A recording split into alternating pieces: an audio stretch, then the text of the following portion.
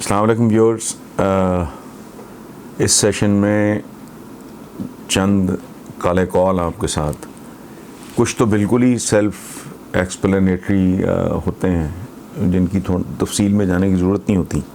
جہاں ضرورت ہوگی وہ میں عرض کر دوں گا، باقی میں پڑھ دیتا ہوں.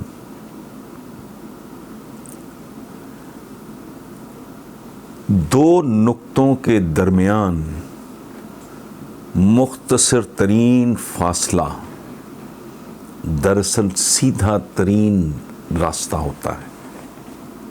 اس کو تھوڑا میرا خیال ایکسپلین کرنا چاہیے. یہاں سے یہاں تک جانا، یہ اس کا سب سے مختصر راستہ ہوگا اگر میں اسٹریٹ یوں جاؤں ایک نقطے سے دوسرے نقطے تک. اسٹریٹ جاؤں گا تو یہ مختصر ترین ہوگا. اگر میں زگ زیگ کروں گا، ادھر سے جاؤں گا ادھر سے آؤں گا تو راستہ بڑھ جائے گا. اس کے پیچھے بیسیکلی تو صدیوں کی نہیں کروڑ سال کی حکمت ہے کہ سیدھے طریقے سے کیا گیا کام ہی اصلی کام ہوتا ہے، خوبصورت ہوتا ہے، دیر پا ہوتا ہے. یہ جو شارٹ کٹ کی تلاش ہے زندگی میں، یہ کوئی اتنی سود مند نہیں ہوتی، اور اگر ہو بھی تو وقتی طور پہ ہوتی ہے. لانگ رن یہ پے نہیں کرتا، اور یہی ہمیں ہمارا دین بھی سکھاتا ہے. دوسری بات یہ تو سادہ ہے بہت، کہ اگر تمہارے پاس کہنے کو کچھ نہیں تو کچھ بھی نہ کہو. خاموشی ہی بہترین چیز ہے. تیسرا محاورہ جو پاکستان پہ تو بہت، ہماری پوری تاریخ پہ نا بالکل وہ اس کا عکس دکھائی دیتا ہے کہ اپنی مدد آپ دنیا کی محفوظ ترین اور مضبوط ترین مدد ہوتی ہے. غیر سے مدد لے کے اگر آپ اپنے پاؤں پہ کھڑے بھی ہو جاؤ تو مدتوں آپ اس شخص کے یا ملک کے یا کمیونٹی کے سامنے آنکھ نہیں اٹھا سکتے. اس لیے اپنی مدد آپ بہترین مدد ہے. اور اس کے لیے اس توفیق کے لیے رب العزت سے خیر مانگنی چاہیے کہ پروردگار مجھے اس قابل کر دے کہ مجھے تیرے علاوہ اور کسی کی مدد کی زندگی میں ضرورت ہی محسوس نہ ہو. اگلی بات ہے، اس قدر نہ پھیلو کہ سمٹ ہی نہ سکو. یہ تھوڑی ذرا گہری بات ہے. لوگ اوور اسٹریچ کر لیتے ہیں خود کو، اوور ایکسپینڈ کر لیتے ہیں پھیلنے کے شوق میں. مثلاً ایک میں مثال دیتا ہوں کروٹ سی. یہ حرکت اورنگزیب عالمگیر نے کی اور سلطنت مغلیہ کا بیڑا غرق کر کے رکھ دیا. اس نے ایکسپینشنزم کہہ لیں، توسیع پسندی کہہ لیں، اس کو پھیلاؤ کہہ لیں، مغل سلطنت کا اتنا زیادہ کر دیا کہ وہ تو اس قابل تھا، لیکن ایسے تو پھر روز روز پیدا نہیں ہوتے. اس کے بعد آنے والے اس قابل نہیں تھے کہ اسے قائم رکھ سکتے. نتیجہ کیا ہوا؟ توڑ پھوڑ ٹوٹ پھوٹ کا عمل شروع ہوا جو سنو بال کر گیا، وہ پھیلتا ہی چلا گیا، اور بالآخر مغلوں کے ساتھ وہ ہوا جو ہوا. اور وہ آپ بھی جانتے ہیں، اس کی تفصیلات میں جانے کی ضرورت نہیں ہے.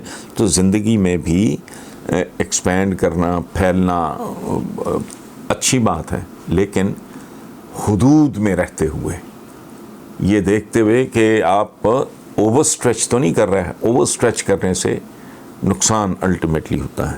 اچھا، اگلا ہے، یہ ہم سب کا ہر روز کا تجربہ ہے، اس میں کوئی نئی بات نہیں، کہ ہمدرد ساتھ ہو تو درد آدھا رہ جاتا ہے. یہ بالکل میرا بارہا کا تجربہ بھی. سال ڈیڑھ سال پہلے میرا ایک آپریشن، ایک سرجری، ایک پروسیجر سے مجھے گزرنا پڑا. تو میرے قریبی ترین دوستوں میں سے ایک دو میرے ساتھ تھے. تو واقعی میری ٹینشن بھی، میرا درد بھی، میری تکلیف بھی، وہ جو ایگنی تھی وہ سچی بات ہے آدھی بھی نہیں رہ گئی. سو ہمدرد ساتھ ہونے کا مطلب ہے کہ درد آدھا رہ گیا، اور زندگی جو ہے یہ درد کے بغیر گزرتی نہیں. کوئی نہ کوئی فیز، مرحلہ، تجربہ، حادثہ، سانحہ ایسا ہوتا ہے جو دکھ دینے والا ہوتا ہے. یہ جملہ، یہ کالا کال جو ہے جو میں اب پیش کرنے لگا ہوں، میرا خیال ہے کہ بنی نوع انسان کی تاریخ کی سمری ہے، یہ خلاصہ ہے.